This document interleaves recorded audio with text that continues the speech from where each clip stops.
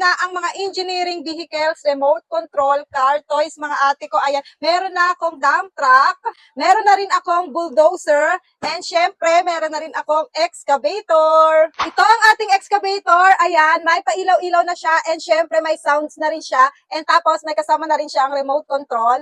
Yan mga ate ko, pwede siyang umiikot-ikot, ayan, tapos bumababa rin yung kanyang tagakuha ng buhangin, ayan. O di ba napaka-cute niya. Ayan, may ilaw na rin siya and may tunog na rin yung ating excavator. And matuturn mo siya right and left. Ayan, umiikot-ikot siya mga ate ko. O di ba ang cute? Made of alloy na nga pala ito. Control mo siya mga ate ko. O di ba ang cute? Op. O, ayan, pwede siya ikot-ikot. Ikot ka be. Ayan. Ang cute. Ay, na-stand. Na-stand siya. Ito yung ating bulldozer, ayan.